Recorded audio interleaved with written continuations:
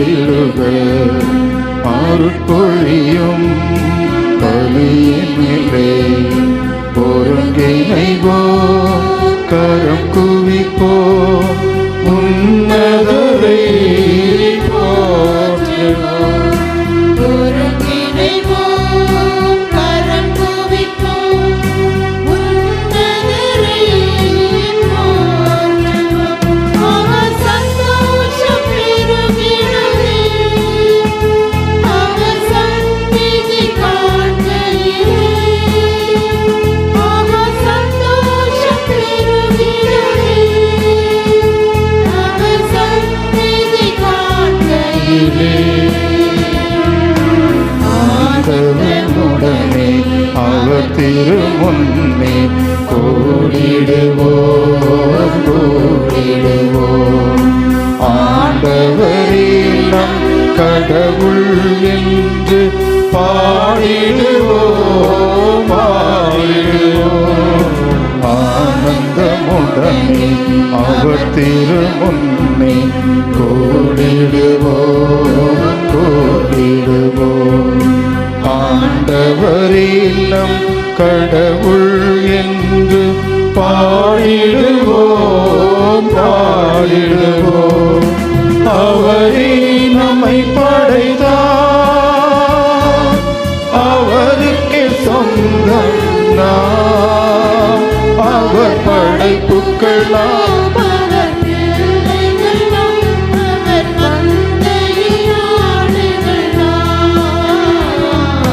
திருக்குலமே எழுந்திடுக, அருள்பொழியும் பலியினிலே.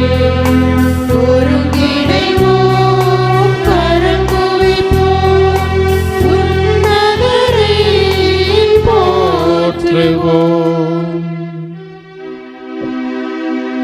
தந்தை மகன் தூய ஆவியாரின் பெயராலே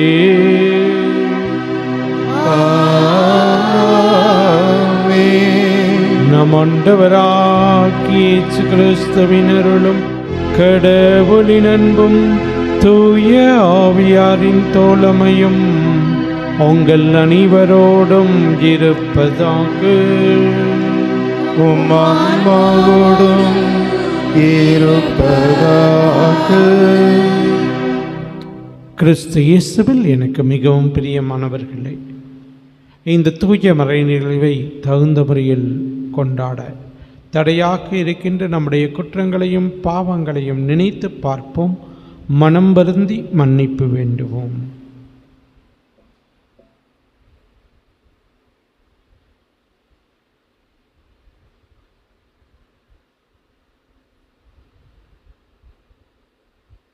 எல்லாம் வல்ல இறைவனமும் சகோதர சகோதரிகளே, உங்களிடமும் நான் பாவி என்று ஏற்றுக்கொள்கிறேன்.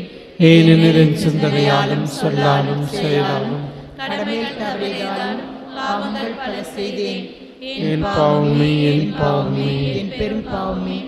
ஆகையால் எப்பொழுதும் கல்யாண பரிசுத்த மரியாதையும் வானதூதர் புனிதர் அனைவரையும், சகோதர சகோதரிகளே உங்களையும் நம் தேவனாகிய ஆண்டவரிடம் எனக்காக வேண்டிக் கொள்ள மன்றாடுகிறேன். எல்லாம் வல்ல இறைவன் நம்மீது இரக்கம் வைத்து நம்முடைய குற்றங்களையும் பாவங்களையும் மன்னித்து நம்மை முடிவில்லா வாழ்வுக்கு அழைத்துச் செல்வாராக. ஆமென்.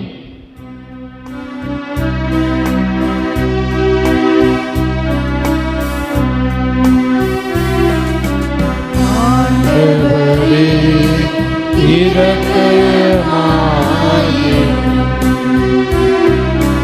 ஆண்டவரே இரக்கமாயிரும். கிறிஸ்துவே இரக்கமாயிரும். கிறிஸ்துவே இரக்கமாயிரும்.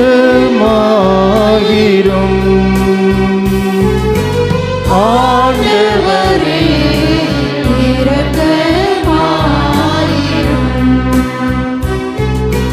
ஆண்டவரே இரக்கமாயிரும்.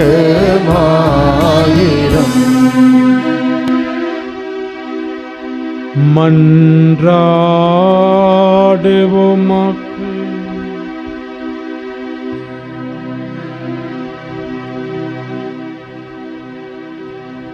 மாட்சிமை மிகுந்த இறைவா, தவறி நடப்போர் நன்னெறிக்கு திரும்பி வர அவர்களுக்கு உமது உண்மையின் ஒளியை காட்டுகின்றேன். கிறிஸ்துவ நம்பிக்கையை கடைபிடிப்போர் அனைவரும் தமது பெயருக்கு பொருந்தாதவற்றை விலக்கவும் ஏற்றவற்றை செயல்படுத்தவும் செய்தருள்வீராக. உம்மோடு தூய ஆவியாரின் ஒன்றைப்பில் ஒரே இறைவனாய் வாழும் உம்மை மன்றாடுகின்றோம். ஆமென்.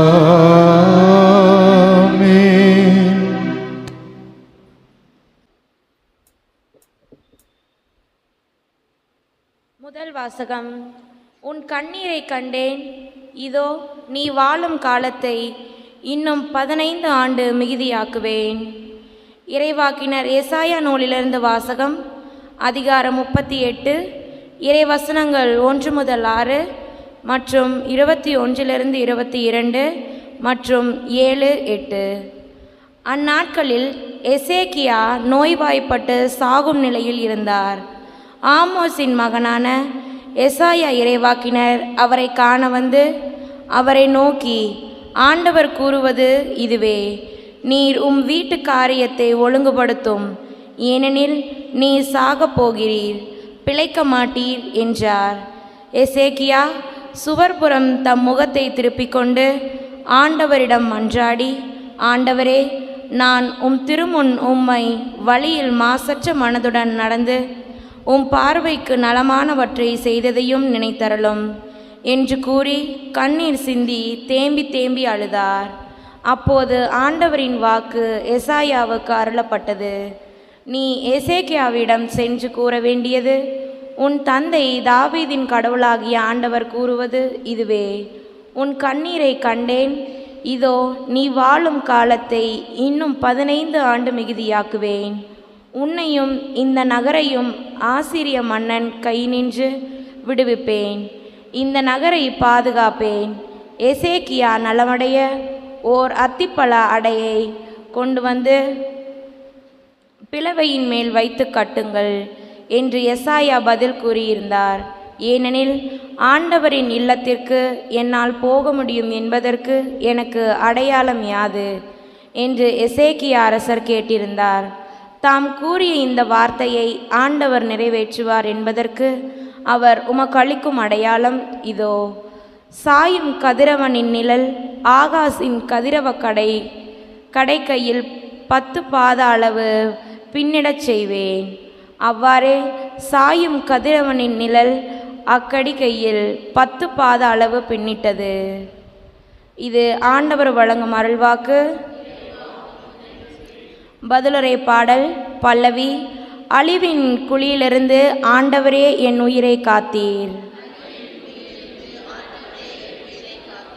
என் வாழ்நாட்களின் நடுவில் இவ்வுலகை விட்டு செல்ல வேண்டுமே, நான் வாழக்கூடிய எஞ்சிய ஆண்டுகளை பாதாளத்தின் வாயில்களில் கழிக்க நேருமே என்றேன். பல்லவி. அழிவின் குழியிலிருந்து ஆண்டவரே என் உயிரை காத்தீர். வாழ்வோர் உலகில் ஆண்டவரை நான் காண இயலாதே, மண்ணுலகில் குடியிருப்போருள் எந்த மனிதரையும் என்னால் பார்க்க முடியாதே என்றேன். பல்லவி. அழிவின் குழியிலிருந்து ஆண்டவரே என் உயிரை காத்தீர். என் உறைவிடம் மேய்ப்பனின் கூடாரத்தை போல் பெயர் கட்டும். என் வீட்டு அகற்றப்படுகிறது. நெசவாளன் பாவை சுருட்டுவது போல் என் வாழ்வை முடக்குகிறேன். தரியிலிருந்து அவர் என்னை அறுத்தெரிக்கிறார். பல்லவி. அழிவின் குழியிலிருந்து ஆண்டவரே என் உயிரை காத்தீர். என் தலைவரே, நான் உம்மையே நம்புகிறேன். என் உயிர் உமக்காகவே வாழ்கின்றது. எனக்கு உடல் நலத்தை நல்கி நான் உயிர் பிழைக்கச் செய்வீர். பல்லவி. அழிவின் குழியிலிருந்து ஆண்டவரே என் உயிரை காத்தீர்.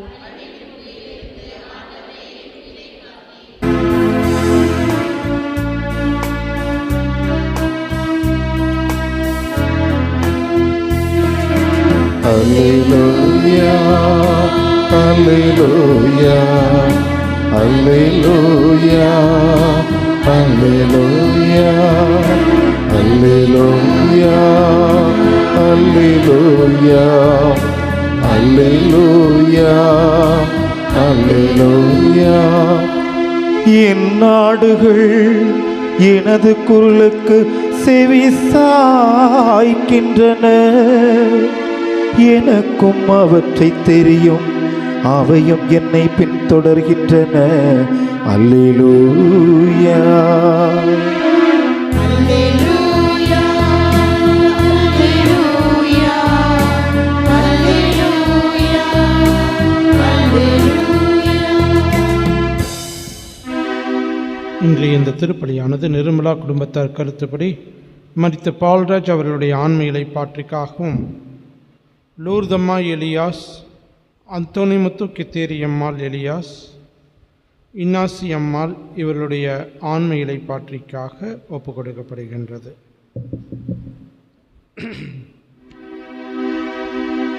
ஆண்டவர் உங்களோடு இருப்பாராக. உம் ஆன்மாவோடும் இருப்பாராக. தூய மத்தேயு எழுதிய பரிசுத்த நற்செய்தியிலிருந்து வாசகம். ஆண்டவரே மாட்சி உமக்கே.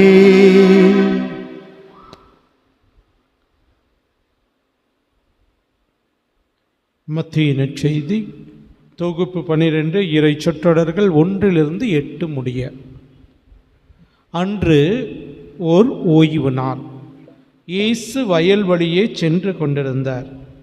பசியாயிருந்ததால் அவருடைய சீடர் கதிர்களை கொய்து தின்னத் தொடங்கினர். பரிசேயர்கள் இதை பார்த்து இயேசுவிடம், பாரும், ஓய்வு நாளில் செய்யக்கூடாததை உம் சீடர்கள் செய்கிறார்கள் என்றார்கள். அவர்களோ அவர்களிடம், தாமும் தம்முடன் இருந்தவர்களும் பசியாயிருந்த போது தாவீது என்ன செய்தார் என்பதனை நீங்கள் வாசித்ததில்லையா?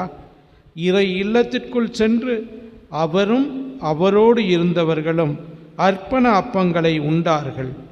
குருக்கள் மட்டுமே உண்ணக்கூடிய அப்பங்களை அவர்கள் உண்டது தவறல்லவா? மேலும் ஓய்வு நாட்களில் குருக்கள் கோவிலில் பணியாற்றுவது ஓய்வு நாளை மீறும் குற்றமாகாது என நீங்கள் திருச்சட்டத்தில் வாசித்ததில்லையா? ஆனால் கோவிலை விட பெரியவர் இங்கே இருக்கிறார் என நான் உங்களுக்கு சொல்கிறேன். பலியை அல்ல, இரக்கத்தையே விரும்புகிறேன் என்பதன் கருத்தை நீங்கள் அறிந்திருந்தால் குற்றமற்ற இவர்களை கண்டனம் செய்திருக்க மாட்டீர்கள். ஆம், ஓய்வு நாளும் மானிட மகனுக்கு கட்டுப்பட்டதே என்றார். ஆண்டவரின் அருள்வாக்கு. கிறிஸ்துவே உமக்கு புகழ். பலியை அல்ல, இரக்கத்தையே விரும்புகின்றேன். இறை இயேசு கிறிஸ்துவில் எனக்கு மிகவும் பிரியமானவர்களே, இன்றைய நற்செய்தியிலே ஓய்வு நாள் பற்றிய ஒரு தர்க்கம் வருவதையும், ஓய்வு நாளிலே செய்யக்கூடாத செயல்களை இந்த சீடர்கள் இயேசுவின் திருத்தூதர்கள் செய்ததாகவும் இந்த மற்றவர்கள் இயேசுவினிடத்திலே சொல்லுகின்றார்கள். ஆகவே இதை பற்றி பார்க்கின்ற போது இந்த நிகழ்வு தான் எனக்கு நினைவுக்கு வருகின்றது. ஒரு முறை ஒரு கப்பூச்சியன் துறவியும் சலேசியன் துறவியும் ஒரு ஊருக்கு சென்று கொண்டிருக்கின்றார்கள். அப்படி சென்று கொண்டிருக்கின்ற போது இந்த சலேசிய குருவினால் நடக்க முடியவில்லை. உடனே இந்த கப்புச்சியன் குரு சொல்கின்றார், வேணுமானால் நான் உங்களை தூக்கி கொண்டு செல்கின்றேன் என்று. சரி, ரொம்ப நல்லது அப்படின்ட்டு இவரும் இந்த கப்பூச்சியன் குருவும் இந்த சலேசியன் குருவை தூக்கி கொண்டு செல்கின்றார். இப்படி தூக்கி கொண்டு நடந்து செல்கின்ற போது திடீர்னு சில்லற காசு சலக்கு சலக்குன்னு சத்தம் கேட்குது. சத்தம் கேட்ட உடனே இந்த கப்பூச்சியன் துறவி கேட்கின்றார், என்ன காசு வச்சுருக்கிறீங்களா அப்படின்ட்டு. ஆமாம், வழிப்பயனுக்கு திடீர்னு ஏதாவது தேவைன்னா கொஞ்சம் காசை வச்சுருக்கிறேன் அப்படின்ட்டு. உடனே இந்த கப்பூச்சியன் குரு, ஐயோ நாங்கள் காசெல்லாம் தூக்கிட்டு போகக்கூடாதுன்ட்டு அவர் டமார்னு கீழே போட்டு அவரோட கையும் காலும் உடஞ்சிருது. கிறிஸ்து இயேசுவில் பிரியமானவர்களே, இதை எதற்கு சொல்கின்றேன் என்றால், இதுபோல்தான் அந்த பரிசேயர்களும் சட்ட வல்லுநர்களும் ஓய்வு நாள் தான் முக்கியம், மனிதநேயம் முக்கியம் அல்ல என்கின்ற ஒரு கருத்திலே பசியாய் இருக்கின்றவர்கள் அந்த கதிர்களை அதற்காக இந்த பரிசேயர்கள் இயேசுவினிடத்தில் முறையிடுகின்றார்கள். ஏனென்றால் ஓய்வு நாளில் இதை செய்யக்கூடாது என்று இருக்கின்றது என்பது சட்டம். இந்த சட்டத்தை பற்றி பார்க்கின்ற போது மோசேசன் 10 கட்டளைகளை இஸ்ராயேல் மக்களுக்கு கொடுத்தார் என்பதனை நாம் அனைவரும் அறிவோம். அதில் ஒன்றுதான் ஓய்வு நாளை பரிசுத்தமாய் அனுசரிக்க வேண்டியது என்று இருக்கின்றது. ஆகவே அப்படி இருக்கின்ற போது இந்த 10 கட்டளைகளை கொண்டு இந்த பரிசேயர்களும் சட்ட வல்லுநர்களும் ஏறக்குறைய 613 கட்டளைகளை, அந்த 10 கட்டளைகளை அடிப்படையாக வைத்து ஓய்வு நாளில் இதை செய்யலாம், இதை செய்யக்கூடாது.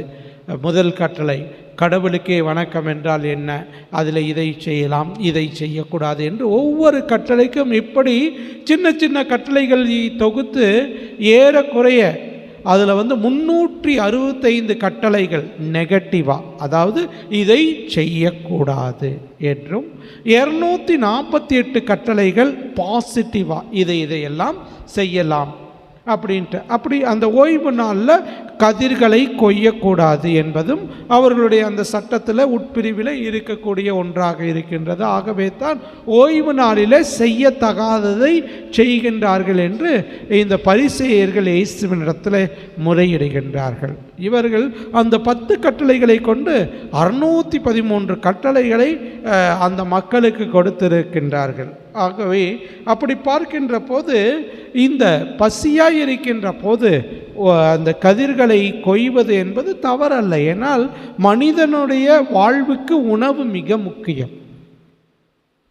அப்படி இருக்கின்ற போது அந்த உணவு அவர்களுக்கு கிடைக்காமல் இருந்திருக்கலாம். ஆகவே தான் அவர்கள் வழியிலே போகின்ற போது கதிர்களை கொய்தார்களோ அல்லது சும்மா போகும்போது அப்படியே கதிர்களை பார்த்து கொய்து விட்டு அப்படியே பேசிகிட்டே சாப்பிட்டுட்டு போனாங்களா, என்ன ஒரு காரணம் என்று தெரியாது விட்டாலும் கூட நாம் இதை புரிந்து கொள்ள வேண்டும். இது அடிப்படையில் அந்த பரிசேயர்கள் ஓய்வு நாளை இவர்கள் மீறினார்கள். ஆனால் இயேசுவோ மனிதநேயம், அதுதான் மிக முக்கியம், பலியை விட இரக்கத்தை தான் நான் விரும்புகின்றேன் என்று அவர் மிக அழகாக சொல்கின்றார். ஆகவே நாமும் இதைத்தான் உணர்ந்து கொள்ள வேண்டும். சட்டங்கள் மனிதனுடைய நன்மைக்காக இருக்கின்றன, மனிதனை வளப்படுத்துவதற்காக இருக்கின்றன, மனிதனை வளர்ச்சி பாதையிலே இட்டு செல்வதற்காக இருக்கின்றன.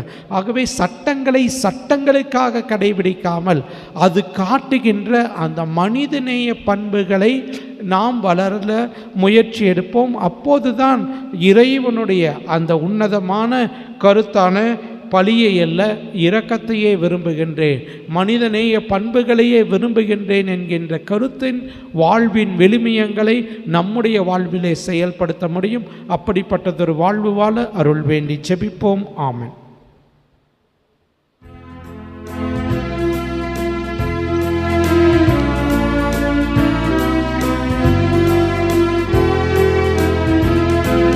பலிபீடத்தில் வைத்தேன் என்னை, பாவி என்னை ஏற்றுக்கொள்ளும்.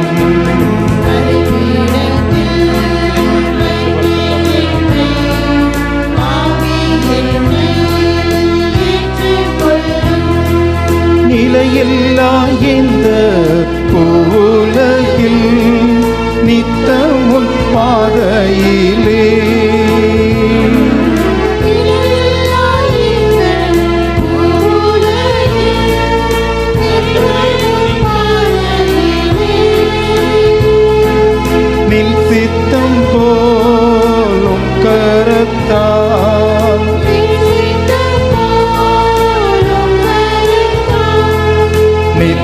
வழி நடத்தும்.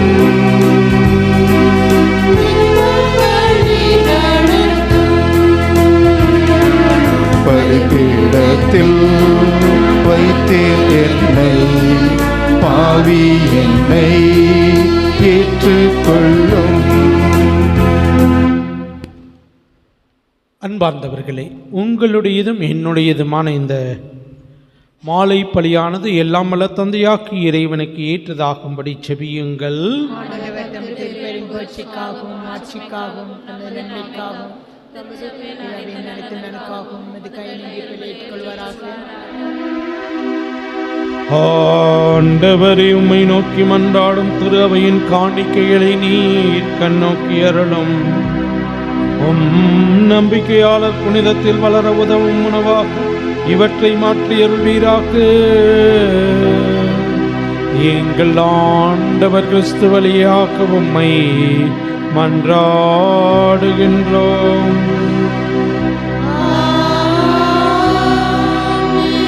ஆண்டவர் உங்களோடு இருப்பாராக.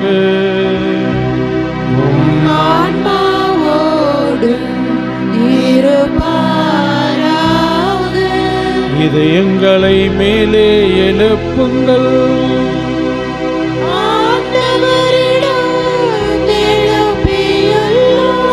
நம் இறைவனாகிய ஆண்டவருக்கு நன்றி கூறுவோம்.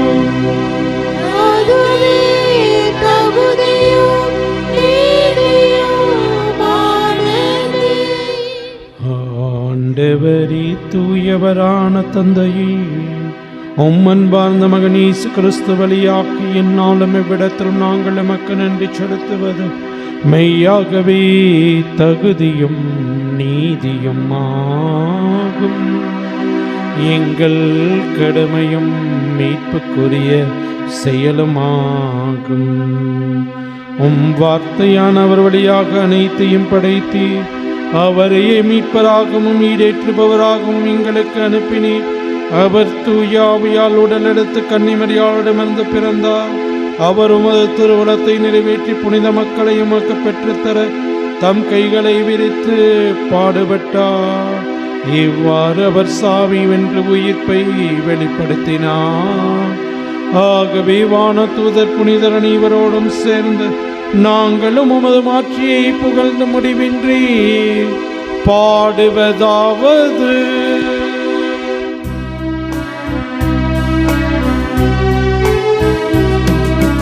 தூயவர் தூயவர் தூயவர் வான்படைகளின் கடவுளம் ஆண்டவர். விண்ணகமும் மண்ணகமும் உமது மாட்சியால் நிறைந்துள்ளன. உன்னதங்களிலே ஓசானா, உன்னதங்களிலே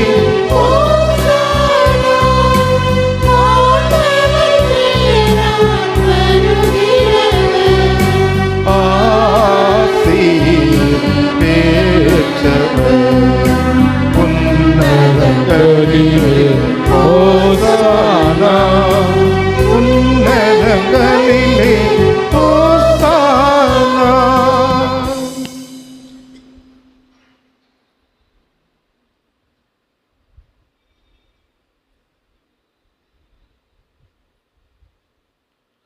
அப்பா, தந்தையே, இறைவா, நீர்மையாகவே தூயவர், புனிதத்திற்கு எல்லாம் தொடக்கமும் ஊற்றுமாக நீரே இருக்கின்றீர். ஆகவே உம்முடைய தூய ஆவியை பொழிந்து இக்காணிக்கைகளை புனிதப்படுத்த வேண்டும் என உம்மை தாழ்மையுடன் மன்றாடுகின்றோம். இவ்வாறு எங்கள் ஆண்டவர் இயேசு கிறிஸ்துவின் உடலும் இரத்தமுமாக எங்களுக்கு இவை மாறுவனவாகும். அவர் பாடுபட உளம் கனிந்து தம்மை கையளித்த போது அப்பத்தை எடுத்து நன்றி செலுத்தி அதை பிட்டு தம் சீடருக்கு அளித்து கூறியதாவது: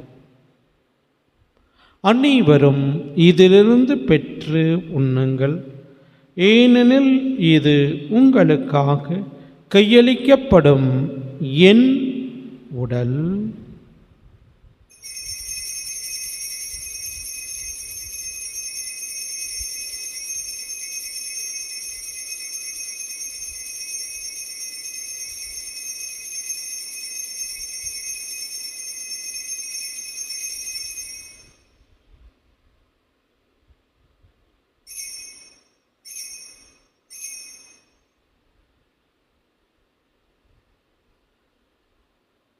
அவ்வண்ணமே இரவு விருந்தை அருந்தியபின் கிண்ணத்தை எடுத்து மீண்டும் நன்றி கூறி தம் சீடருக்கு அளித்து அவர் கூறியதாவது: அனைவரும் இதிலிருந்து பெற்று பருகுங்கள், ஏனெனில் இது புதிய நிலையான உடன்படிக்கைக்குரிய என் இரத்தத்தின் கிண்ணம்.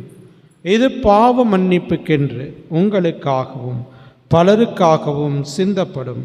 இதை என் நினைவாகச் செய்யுங்கள்.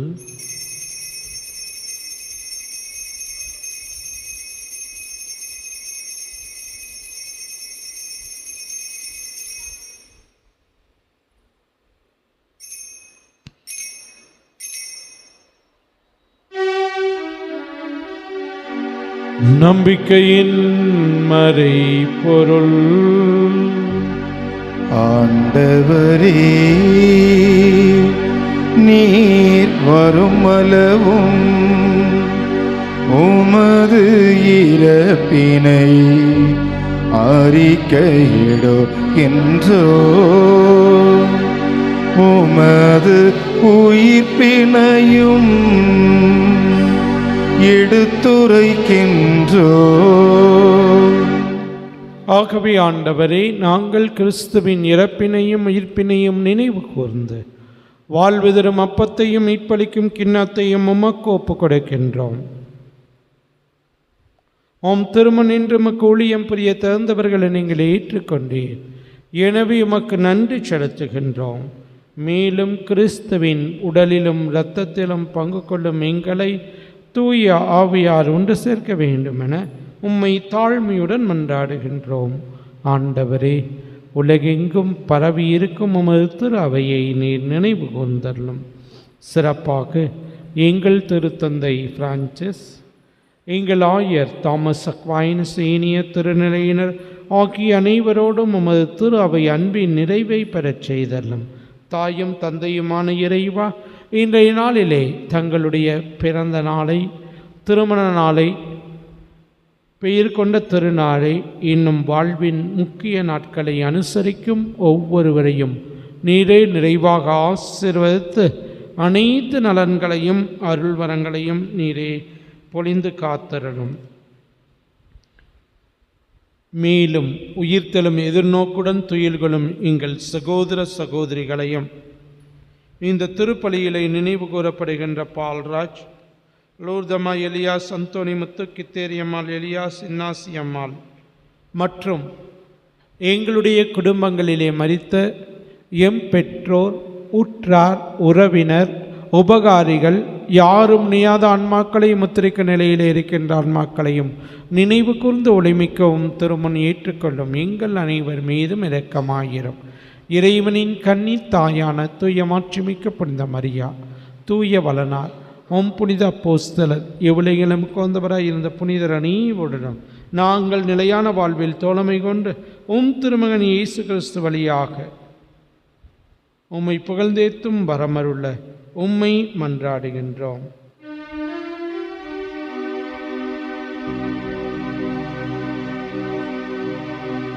இவர் வழியாக இவரோடு இவரில் எல்லாம் வல்ல இறைவனாகிய தந்தையே, தூய ஆவியாரின் ஒன்றிப்பில் எல்லா புகழும் மாற்றியும் என்றென்றும் உமக்கு உரியதே. ஆமென், ஆமென், ஆமென்.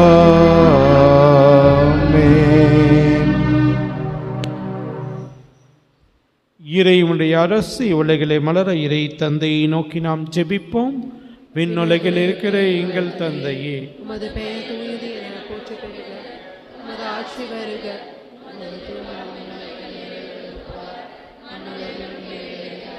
எங்கள் அன்றாட உணவை இன்று எங்களுக்கு தாரும். எங்களுக்கு எதிராக குற்றம் செய்வோரை நாங்கள் மன்னிப்பது போல எங்கள் குற்றங்களை மன்னியும். எங்களை சோதனைக்கு உட்படுத்தாதேயும், தீமையிலிருந்து எங்களை விடுவித்தருளும்.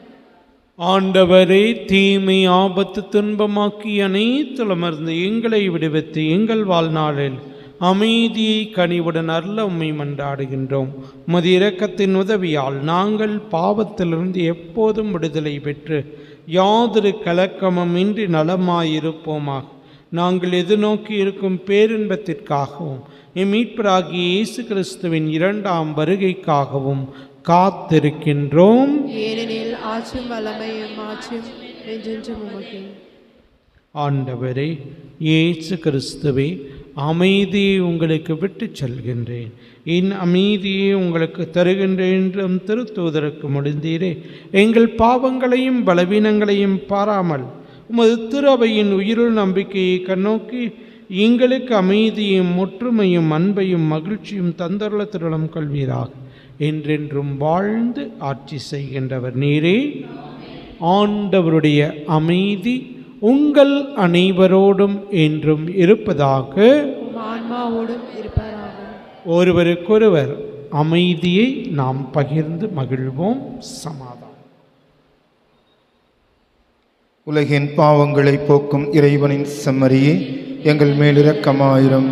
உலகின் பாவங்களை போக்கும் இறைவனின் செம்மறியே, எங்கள் மேல் இரக்கமாயிரும். உலகின் பாவங்களை போக்கும் இறைவனின் செம்மறியே, எங்களுக்கு அமைதியை அளித்தருளும்.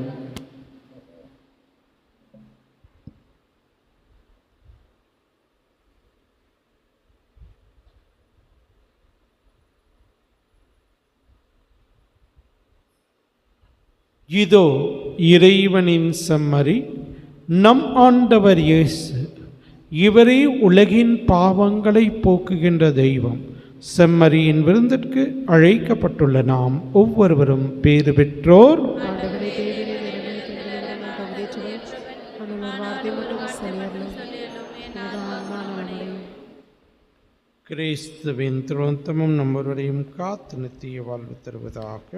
ஆமென்.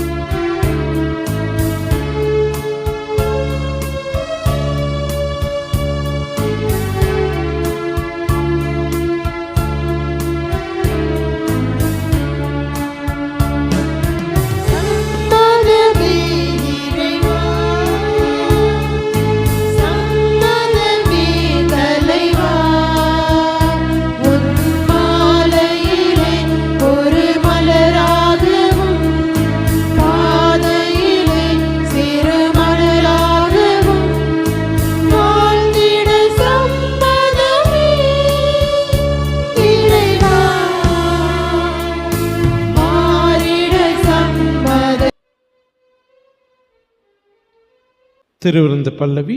படைகளின் ஆண்டவரே, என் அரசரே, என் கடவுளே, உம் பீடங்களின் அடைக்கலான் குருவி தனக்கு வீடும், சிட்டுக்குருவி தன் குஞ்சுகளை வைக்கக்கூடும் கண்டுள்ளன. உமது இல்லத்தில் தங்கியிருப்போர் பேறு பெற்றோர். அவர்கள் எந்நாளும் உம்மை புகழ்ந்து கொண்டே இருப்பார்கள். நன்றி கூறி மன்றாடுவோமாக்கு. ஆண்டவரை, உம்முடைய அருட்கொடைகளை பெற்றுக்கொண்ட நாங்கள் உம்மை வேண்டுகின்றோம். இவ்வாறு மறை நிகழ்வுகளில் நாங்கள் அடிக்கடி பங்கேற்பதால் அவற்றின் மீட்பளிக்கும் பயன் எங்களில் வளரச் செய்வீராக. எங்கள் ஆண்டவர் கிறிஸ்து வழியாக உம்மை மன்றாடுகின்றோம்.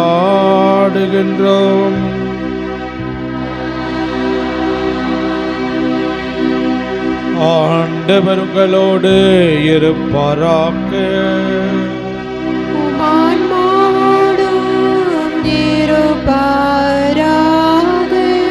என்று வாழும் இல்லாமல் இறைவன் தந்தை, மகன், தூய ஆவியா உங்கள் அனைவரையும் ஆசீர்வதிப்பாராக.